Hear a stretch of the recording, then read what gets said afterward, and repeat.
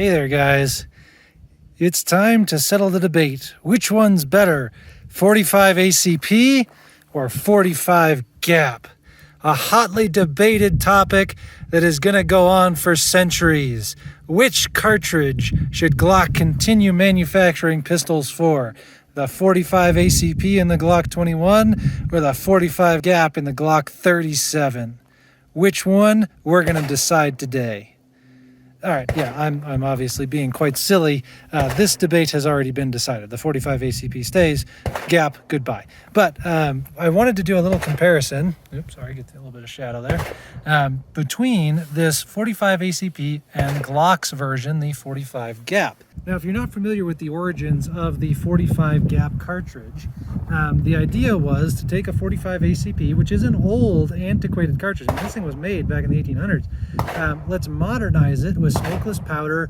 We can make it smaller, it can fit in a smaller framed handgun, and we can get similar performance running it at higher pressures. And so that was kind of the idea that Glock had when they came up with their 45 gap. They ran it at higher pressures, so it's kind of similar to a 45 plus P. They got similar ballistic performance out of it, but it really didn't catch on. There's a handful of police departments that picked it up as a duty weapon. There's a handful of people that thought that it was a cool idea, but it really didn't catch. And so it's kind of dying a slow, painful death as police departments trade their 45 gaps in for newer 9mm Glocks or some other manufacturer. It'll go away eventually, but for now it exists. Now, I first got 45 gap just about a year ago because 45 gap ammo was ridiculously expensive, 46 cents a round, but ACP, 45 ACP, was getting 50, 60 cents a round expensive. So all of a sudden this made more sense. And I've been making Glock videos, so I figured I'd better get myself a 45 gap so that we can at least talk about it. So what are we doing here today? I have 3 different loads of both 45 ACP and 45 gap. I have a 230, a 200, and a 185, and a 230, 200, and a 185 grain bullet for both 45 ACP and 45 gap. And we're just going to shoot them side by side, see if we can tell a difference, if there's an energy difference hitting those plates. I'm going to talk about felt recoil a little bit. I'm expecting them to be very similar, okay? But we'll see. So let's get going. The 230 round, the 230 grain 45 ACP is a reload of mine. The 230 grain gap is a factory load. So let's just see how they compare. I'm gonna put some 230 grain 45 ACP downrange out of a Glock 21, 4.5-inch barrel.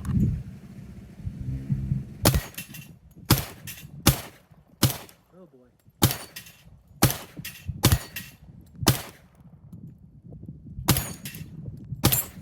There it is. All right, I'm getting lazy. I'm not leaning forward as much, and I'm not gripping quite right.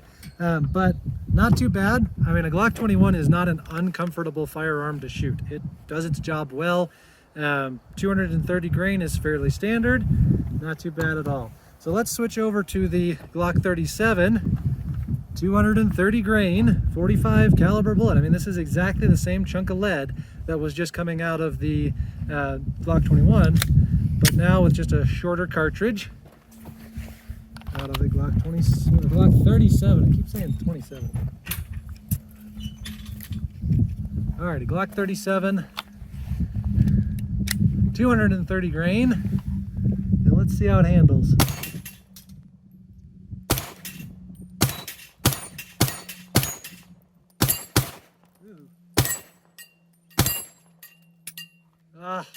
Oh, did you guys see that flinch?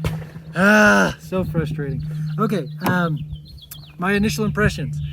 This is a bit snappier. Now that may be because this is a Gen 4, this is a Gen 3, the recoil springs are a little bit different, but this felt kind of more like a 40 versus a 9. You're getting more of that quick snap back as opposed to the push of the 45. Could be because it's a 3rd gen versus a 4th gen, but it was different. It was different.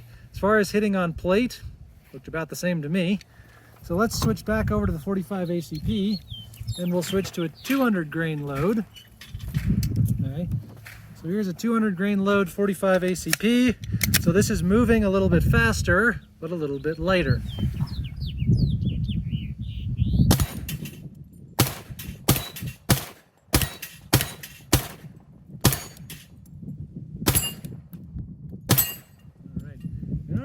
locking that slide back. 45 does not mess around.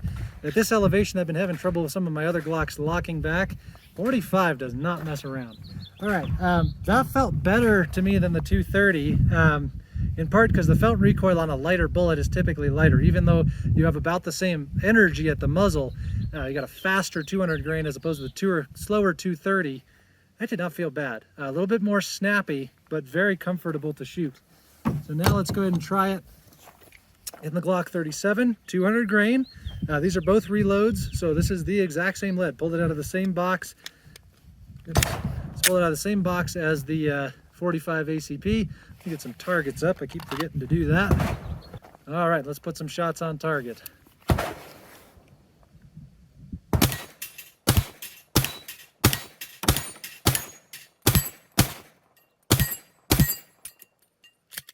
Okay, saw that flinch at the end, didn't you? I got to work on my dry practice. I don't know if you noticed, but there was like no muzzle flip with that. So I don't know if it's just the particular reload that I have, but that 200 grain was really soft shooting. Very little muzzle flip. I was able to run those plates pretty easily. That felt better than the 45 in 200. And those are both reloads.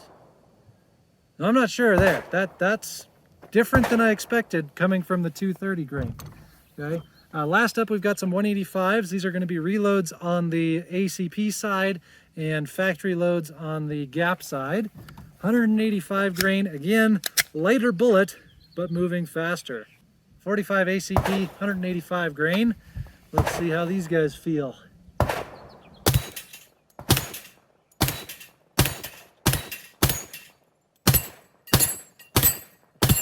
Okay, you can tell that I'm getting a little bit more comfortable with my 45. Those are explosive.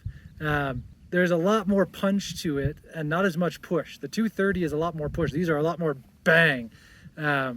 Very interesting, a little bit less muzzle flip, easier to control than the 230s still, even though it is more snappy. But I like those. I like those 185s. Those are kind of nice. Let's see, I'm kind of looking forward to it out of the 437, out of the 45 Gap. We'll see how it does. Again, these are factory loads, so if my 185 ACP loads are light, these ones will be a little bit more punchy. But we'll see how they compare. 185 grain, 45 Gap. Oh boy.